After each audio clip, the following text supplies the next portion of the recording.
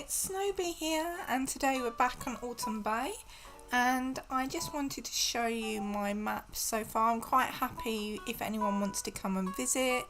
It's still in work in progress, so you've got to understand that. So you're going to see all the areas that I haven't designed yet, so come and explore, and maybe you can suggest a couple of things that I need to improve. So the dream address is here, and let's show you what I've done so far. So at the back of residential services, I've made this little area here, and I've used the design codes that I've got so far, which I'll put in the description after I set this live. And I quite like this area that I built and created. It's quite a peaceful, just sit down area there. And the curtain rail I've just customised. And I've used the autumn colours on that cushion there. This is the area I've just started. So this is kind of my signature creation that I wanted on the island. I wanted to be able to create this round circular dirt path around a tree. So I've done it quite a few times on the island, and I really like it because it kind of gives you some direction where you will need to go when you start visiting the island. So I've just created this part up here. I've forgotten what this item is, but it's beautiful. It's got all that mossy thatched roof, and I love it because you can go straight through it. So I've created this area where you can come and sit down, have a little bit of lunch. If it's started to drizzle with rain, you can hop in under and take your books and your food with you, and then continuing with that signature dirt path. Look what I've done.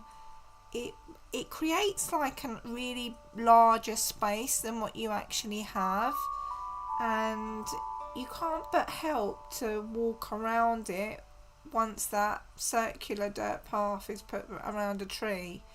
So I really love it. I really love that the feel this area is, because it was a complete empty area before.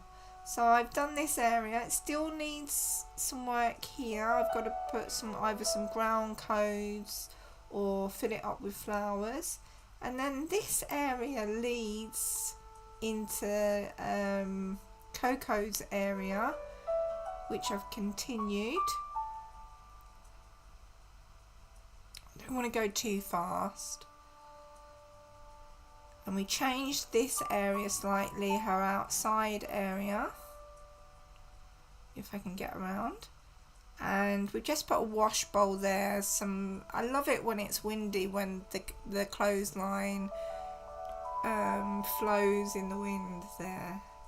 So we slightly changed it, put the rattan, it's got some towels in, I believe, all neatly folded up, so it looks like a washing basket, which is why I added it there. And then as we come down this area, we're by Elise's. Still love this signpost with this design code with the dried poppies. We come to Elise's house, so I've just added a few items here. And then we come by the little park, which has the phone box, which I added here, which is right by Nook's Cranny. And I've still layered up this area here, so it looks a bit better than it did yesterday. It has the orange truck here. We've still got all of this to do. And if I come around here, you'll be able to see this little residential area that we created, which leads on to the Able Sisters up here. This also needs a lot of work, but we changed this slightly from yesterday. We added the wooden partitions there. I don't know if I will keep the wooden partitions here. It depends how we layer it outside. And then as we come across here, which is by Winnie's house over there, we've added this here. Now, I was struggling a bit with this part because it's so beautiful behind. I didn't want to obscure the view, but I needed something to fill this area, so I just added the green gazebo for the moment, and then it leads us back into this area here. So I'm going to work on this area later on today and try and fill it up, this space. It's quite a big space to fill, but I still want it to be quite open because I have my focus areas already built. I've got this as my focus area here. I have this area as my focus area. And then I have the museum build, which is further down. So I don't really need anything in between this. This is just going to be filled with flowers, some seating. So it doesn't need to be anything. I don't have to put anything to focus on here. It's just going to be open and a bit wild so that it all blends in.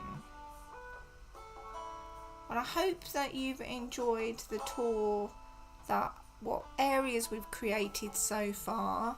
And don't forget, one tip that I'd like, if you want to create these dirt path rings around trees, all you need to remember to do is that you would use the outside areas of your path.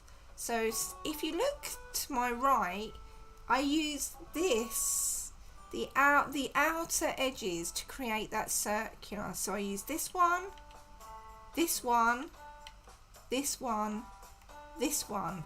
But instead of them using them the way that you would think, you just turn them upside down. So I'm going to show you.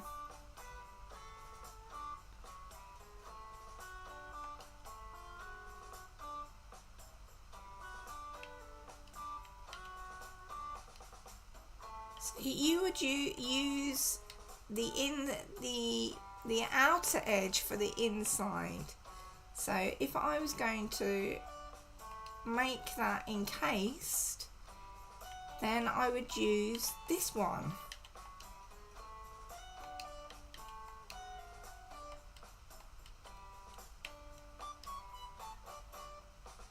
So it would make that circular motion. So if I was here,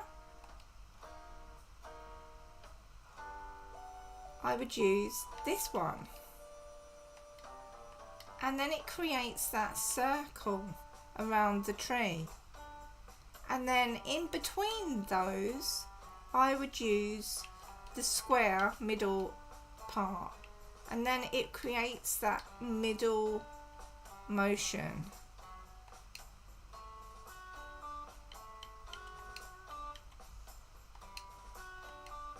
And that's circular.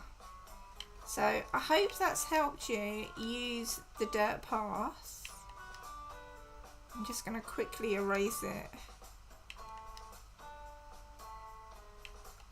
And I hope that you come and visit my island on Autumn Bay and come and experience it for yourself. And have a lovely Sunday and have a lovely day. Take care and see you all soon. Bye.